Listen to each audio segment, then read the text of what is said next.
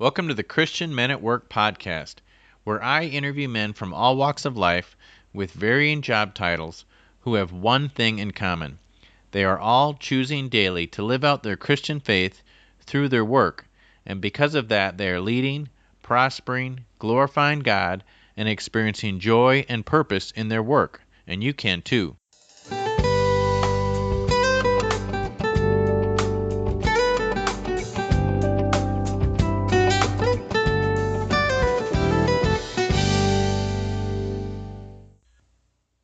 Hello, Men at Work, and welcome to episode 33. Today is going to be I think of it as a treat. Hopefully you'll think of it as a treat, but it's definitely going to be different from our normal format. We're going to be talking with Jeremiah Zaretsky, and this is the first time I've interviewed someone for the second time. I interviewed Jeremiah back in episode 22, but what's different about this episode, rather than talking about Jeremiah's story and digging into some question and answers about work and living out our faith through work, we're going to be talking about being Jewish. The topic title is Being Jewish 101.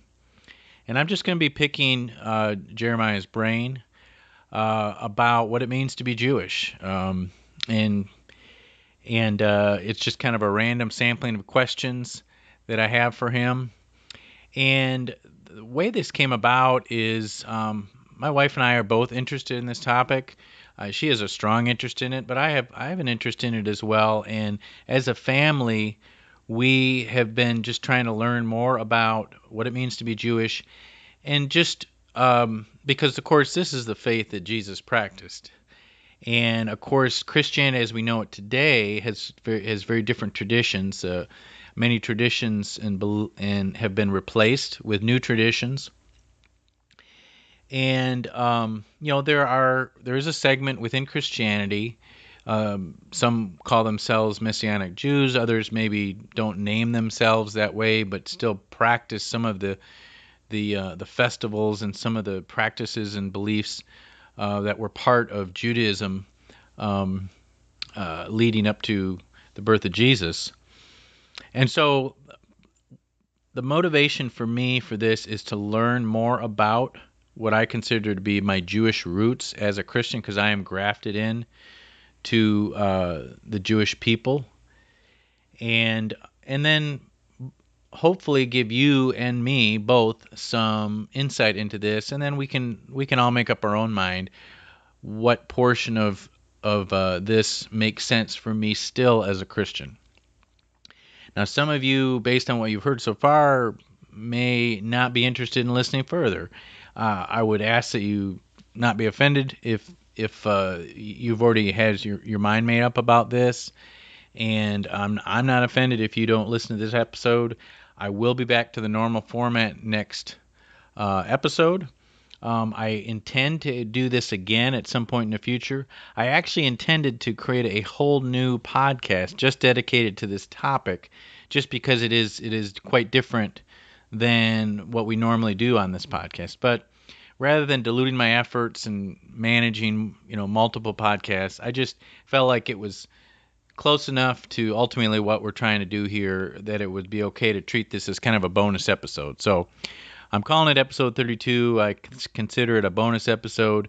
If you did listen to episode 22, you would have been treated to a song called The Lord Watches by Jeremiah and his wife Hannah, and they gave me permission to use that song. So before we get into the interview, I am going to play that song again, or at least a portion of that song, and we'll play it again at the end of the episode. And then after the song, I'll just go straight into my interview with Jeremiah.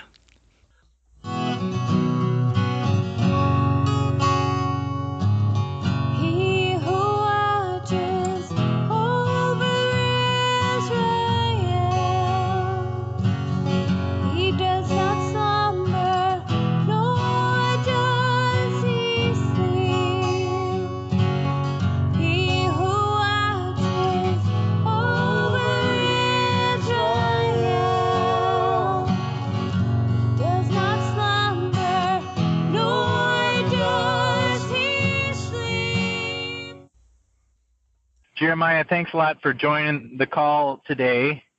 And I'm going to ask you several questions to get your thoughts from a Jewish perspective on several different issues. And my first question is, what makes someone Jewish? In other words, by definition, what does it take for someone to be able to say they're Jewish? And then maybe explain the difference between being Jewish ethnically versus being Jewish culturally. Yeah, sure. Well, thanks for having me again, David. And I would say there's a joke that says when you have 3 Jews, you have 5 opinions. So the Jewish community does not have consensus on this question, who is a Jew? And but for our purposes, Jews for Jesus, from a messianic perspective, we believe that a Jewish person is someone whose parents is a physical descendant from Abraham, Isaac, and Jacob. So we define being Jewish as an ethnicity, just like someone can be Anglo-Saxon or African or Chinese, someone can be Jewish. And so fundamentally, if you're talking about who is a Jew is someone who is a physical descendant of Abraham, Isaac, and Jacob. Now, your follow-up question of the difference between being Jewish ethnically and culturally. Can I interrupt just for a second on that? Because I think you and I chatted about this a little bit earlier, and there was this question of whether your mother was a Jew or your father was a Jew, and you had shared some thoughts with me before on that. Do you mind kind of going over that again? Because I thought that was interesting. Yeah, sure. So according to the Bible, if your father was Jewish, you were Jewish. Look at any of the genealogies in the Old Testament. It all goes through the father. So Abraham, Isaac, Jacob. But we don't ever talk about Sarah, or Rebecca, or Rachel, or Leah. All of the genealogies were patrilineal, went through the father. So, in fact, a lot of important people in Old Testament times did not have Jewish mothers, including children of the patriarchs. Many of Jacob's sons, many of the sons of the patriarchs of the 12 tribes did not have Jewish mothers. So, over time, the rabbis changed that law to say that your mother had to be Jewish. If your mother was Jewish, then you were Jewish. But if you had a Jewish father, you were not Jewish. Now, why did they change that? Well, over time, as there was a lot of intermarriage and particularly rape and pillaging of the Jewish people, you could never tell who the father was in those cases. You could always tell who the mother was. And so to preserve our survival and our ability to identify our people, the rabbis changed the law that it's through the mother, not the father. All right. Kind of sad, I guess, in some ways. Thanks for clarifying that. So the second part of my question was the difference between someone who maybe considers themselves Jewish ethnically versus someone culturally.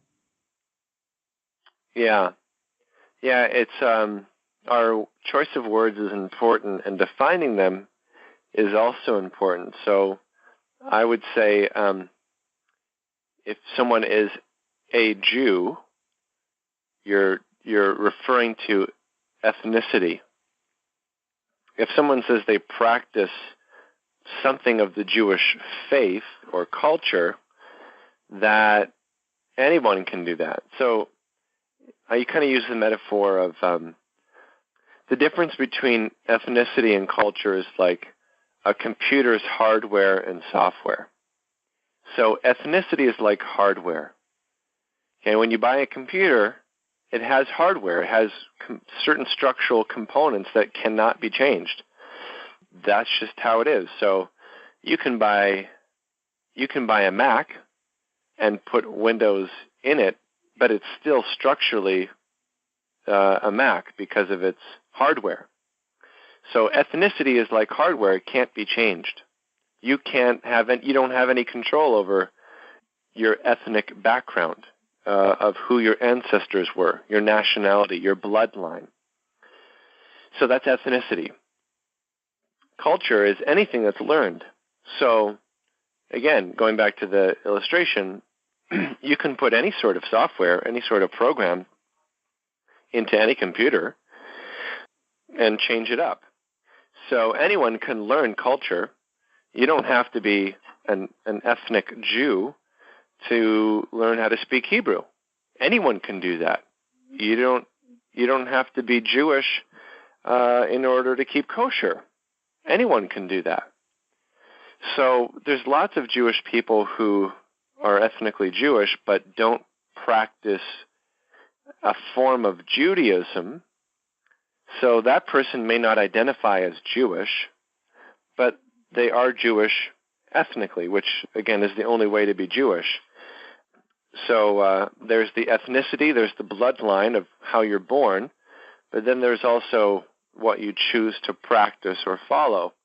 And again, anyone can practice or follow anything of any religious system or even cultural system. I can wear dreadlocks, but that doesn't make me Jamaican. Just as someone can read the Torah and learn Hebrew and go to synagogue, but it doesn't make them Jewish. Does that help?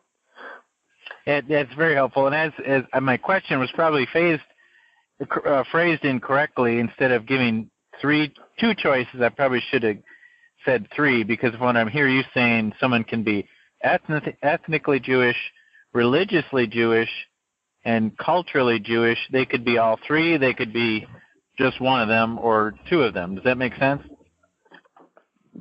Yeah. I mean, again, when I say Jewish, I refer to ethnicity primarily. You could adopt some of the ways of Judaism, but not necessarily be your faith per se. Is that? I guess that's what I'm saying. Yeah, that could be true for a Jewish person or a non-Jewish person. For instance, there's lots of people who convert to Judaism.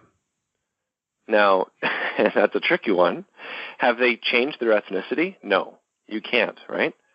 But they've aligned themselves with the people who they identify with, and in that religious system, depending on who you're talking to, they're considered Jewish religiously, And you have lots of Gentiles who love to celebrate Jewish festivals and things, and so they practice or they follow various religious or cultural aspects of Judaism.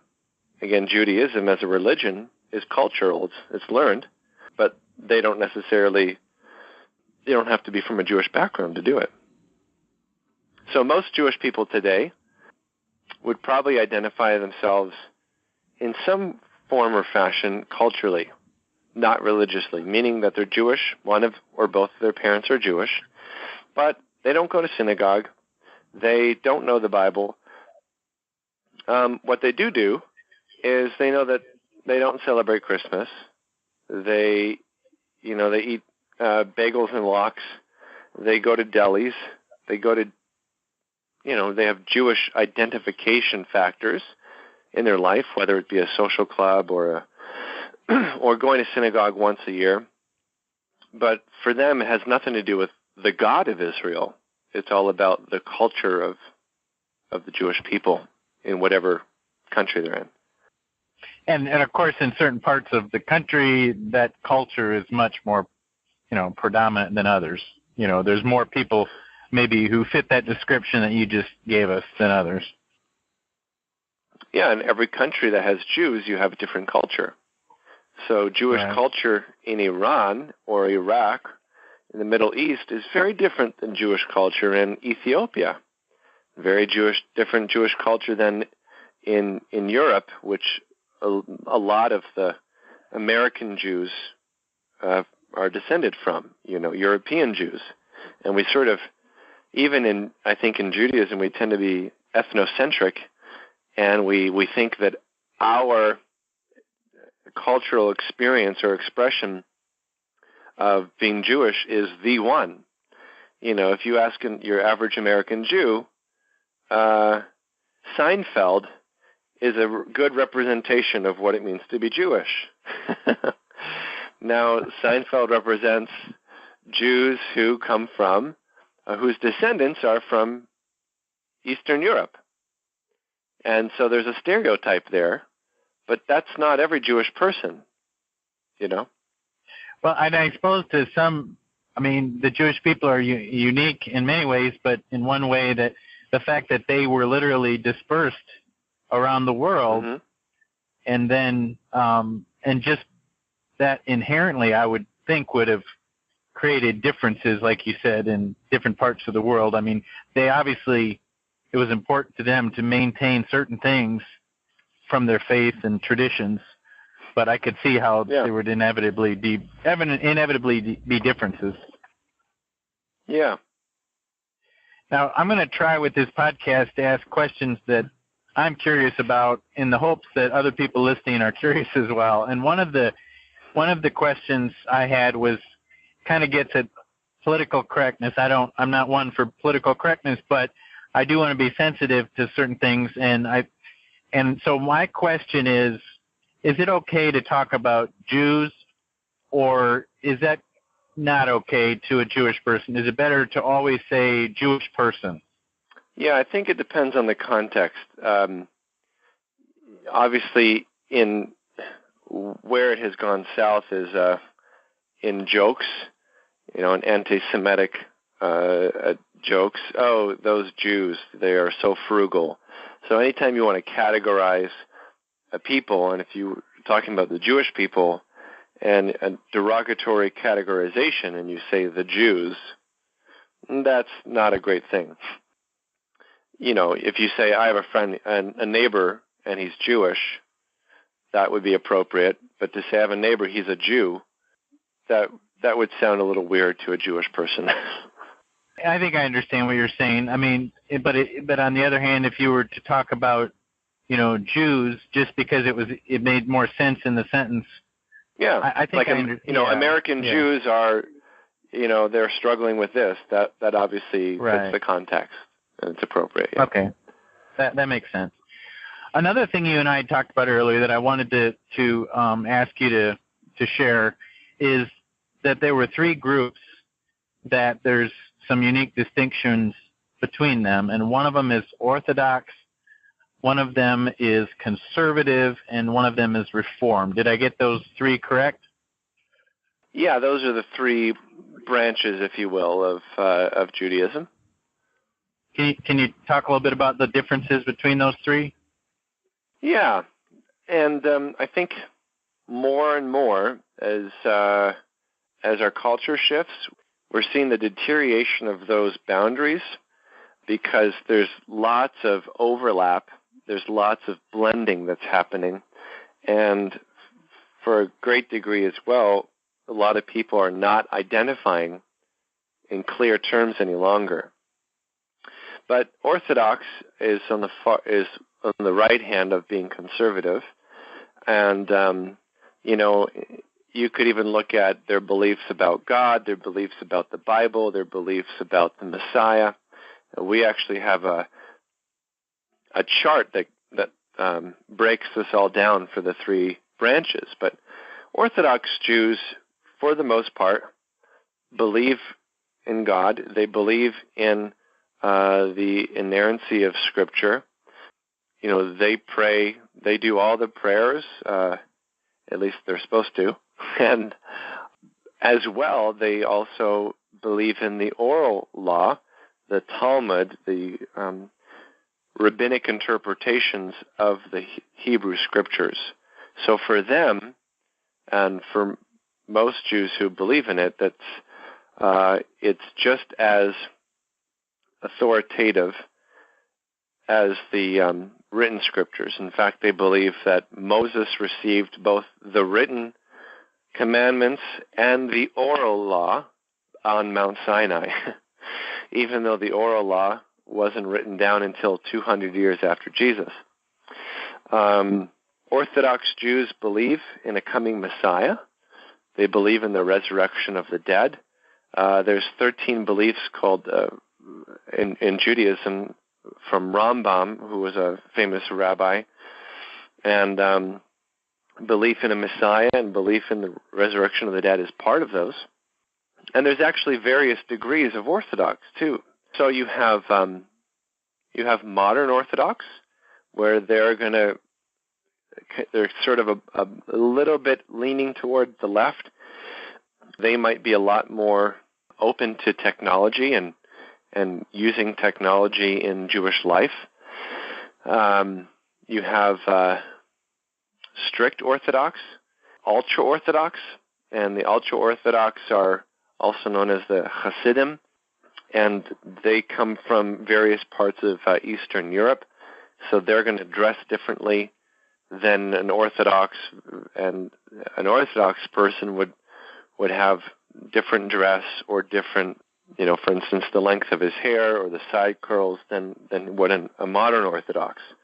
So there's kind of varying degrees of Orthodox. And conservative is in the middle, where there's still a conservative Jew would still wear a kippah, but he's not going to have a beard necessarily.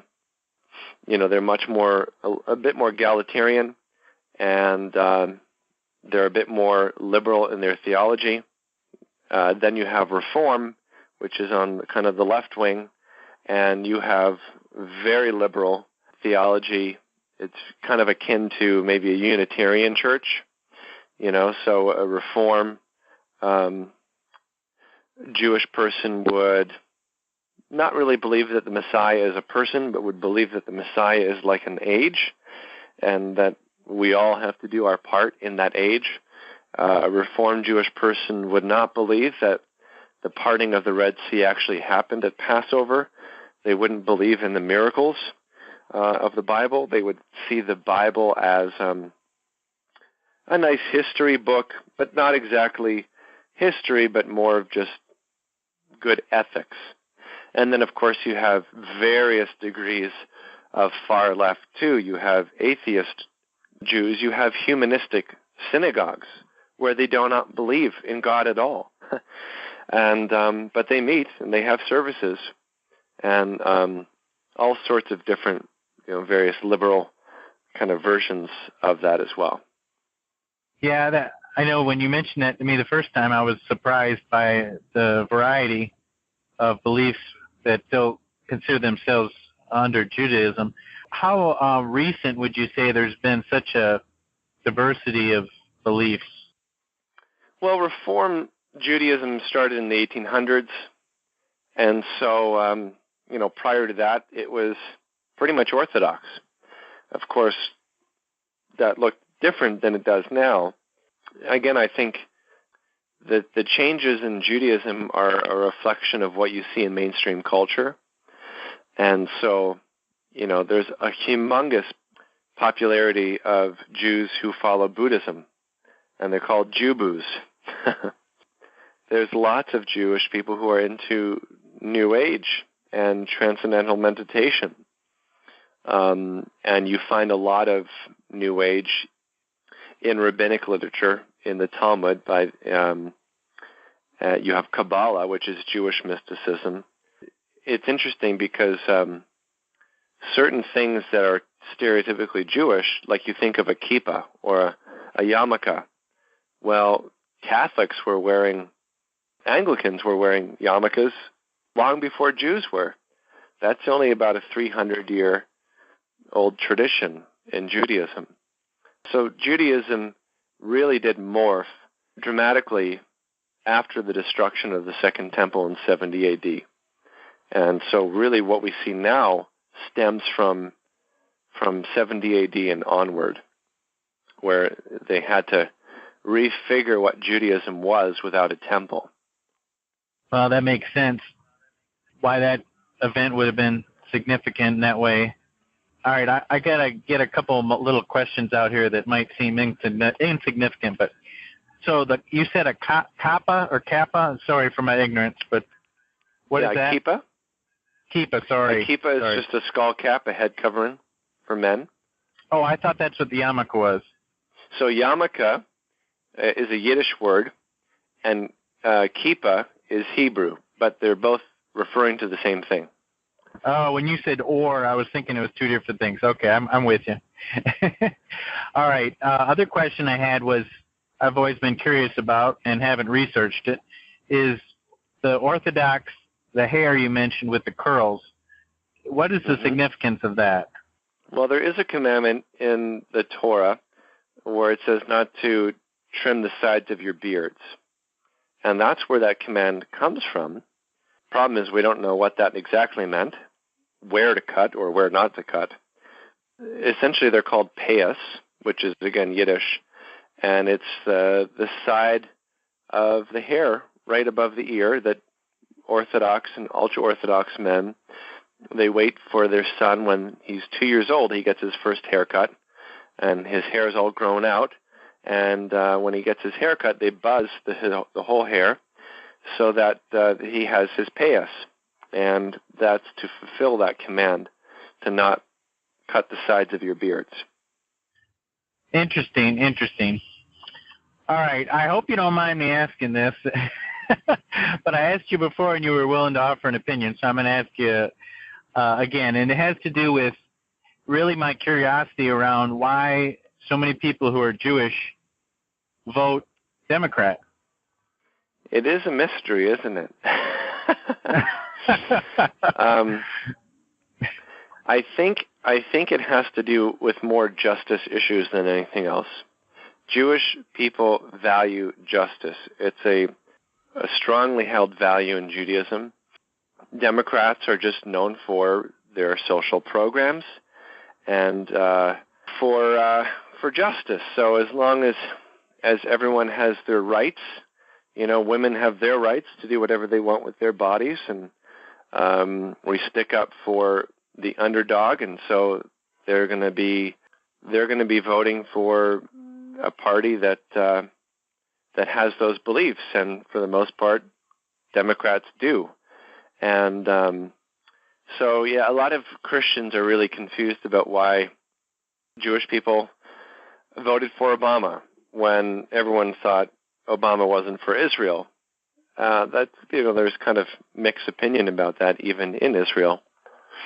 But it's really more about their value for freedom, and a lot of the conservative values that are typified by evangelicals in the right, they're not held by Jewish people. It's really about justice for them. And since Jewish people have been oppressed, we've been slaves, we are very sensitive to those kind of social issues when it talks about race, when you talk about immigration or, the crisis, immigration crisis. And so that's where Jewish people flock to, those kind of beliefs. That makes sense. And I'll bite my tongue on any commentary on that. But but I have to ask, though, on the issue of life, of the pro-life issue, I understand what you're saying about Jewish people siding with justice and a woman being able to do as she chooses. But, how does, in general, the Jewish community address that issue? Because, for example, evangelical Christians will differ on many things with Catholics, but will pretty much align themselves on this issue of life versus, pro-life versus pro-choice. I'm just kind of curious where the Jewish people in general fall on that issue.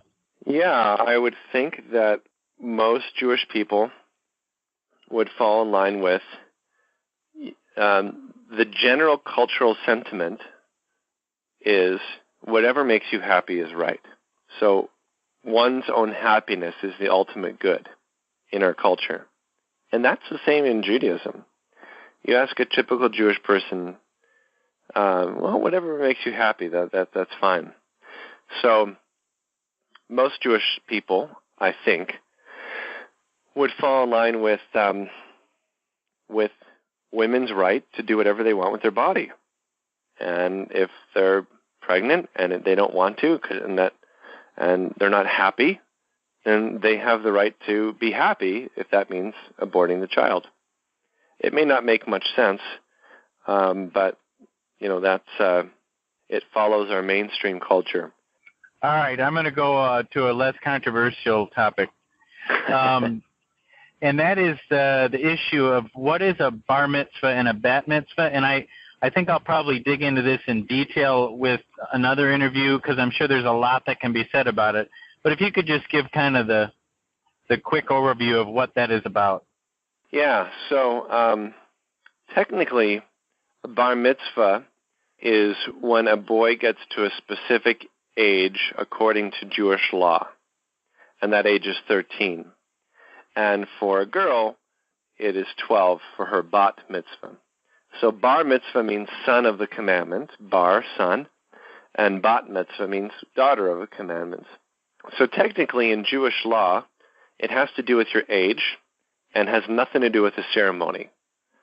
Although the ceremony over the last the last 100 years or whatever, has been given prominence, and so it's been equated with the ceremony. But it's really a legal term about a certain age.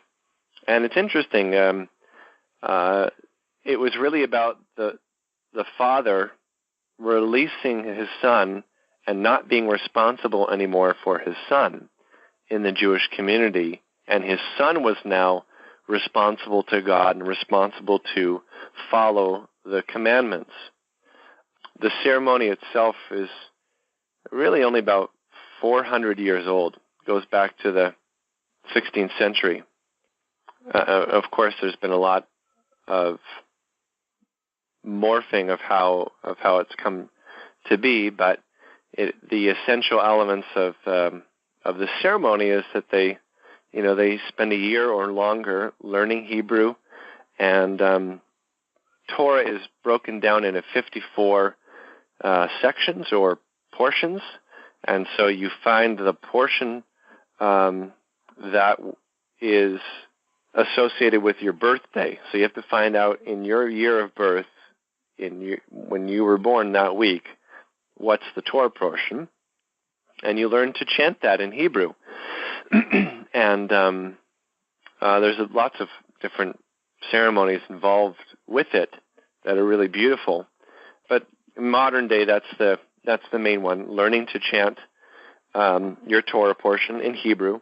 And then you give a little drash, which is a little kind of sermonette on the Torah portion for that you're chanting on. And you give some sort of explanation of what it means for you to be a man or a woman, and then you have the party. As I'm just learning a lot of these things, I'm curious as to which of the Jewish traditions predated Jesus and which of them didn't. In other words, what did Jesus experience as a Jew? And so this would not have been something Jesus would have done, correct? Obviously, you said it was only 400 years old. Yeah. What tradition Jesus did go through is having a bris, having a circumcision. So we know that for sure. I had a follow-up question on the bar mitzvah, and that is, I've heard different stories about this whole issue of coming of age and how it's treated in different cultures. I mean, one that comes to mind is the American Indians and some of the unique things they did. Is there anything that you would like to say? Because I'm interested in men's ministry, so this issue about a young man coming of age has kind of always fascinated me.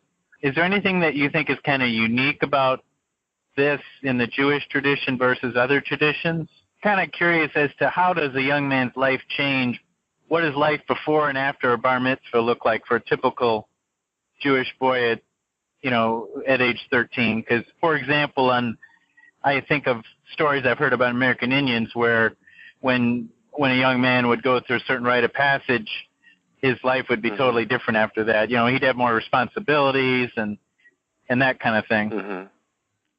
I don't know. It's interesting. Biblically, a boy became a man when he was 20, because then he could enlist in the army and go off and fight. I don't think much changes for most Jewish boys when they have their ceremony of their bar mitzvah. Most rabbis will acknowledge that. Because we've sort of we've sugar-coated the whole thing to make it about the ceremony and about how much money you can make from your bar mitzvah. Most Jewish people who have a bar mitzvah don't continue to learn Hebrew and never read a stitch of Hebrew after their bar mitzvah. So the question of, what changes, it's a good one. I guess it depends on each person. I think there's something special about the process of learning another language, especially the text of the Torah, learning to chant it, learning to put together a public talk where you're addressing a bunch of people and kind of articulating your own words. So there's something, I think, really formative about that as part of the ceremony. I've thought a lot about this myself. My kids are pretty young, and I'd like to do a lot more. I think there's probably more we can do. I certainly don't think it compares to, much more ancient cultures that involved, like, going out and killing a lion or something. Then you became a man if you, got back alive. That's probably a lot more life-changing than one service in the synagogue. Yeah, it's interesting. I mean, I'm thinking about a lot of things as we're talking in this topic. I probably could spend a whole interview just on this topic, but, like, for example, I grew up in the Lutheran faith, and so it's similar to Catholicism where you go through the confirmation process and then you are confirmed and then you at that point own your faith, and it's actually about the same age, typically 13, that occurs.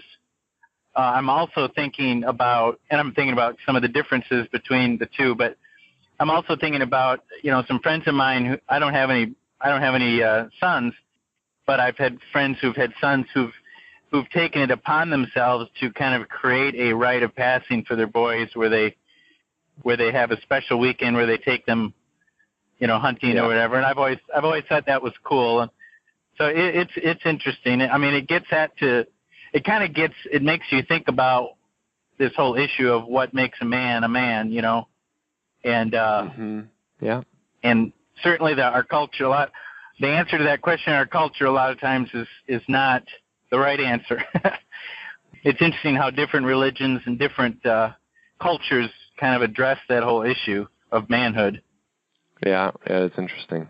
Yeah, a good book I read on this is Raising a Modern Day Knight by Robert Lewis. He has a lot of good suggestions in there. Exactly, and I believe he's the same one who has the series that I went through. There's like 3 different courses on manhood that are very good. But in fact, my friends that I've talked to, for the most part, have followed that book you're talking about when they went through that process with their sons. So that I think that's pretty cool.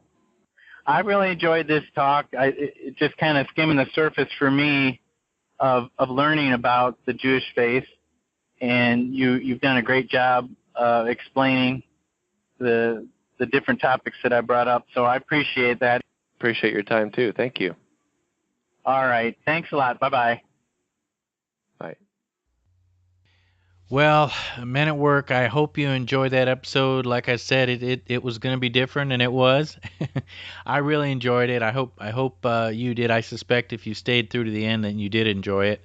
I didn't really introduce Jeremiah this time, but I did want to give you a way for you to learn more about him and reach out to him.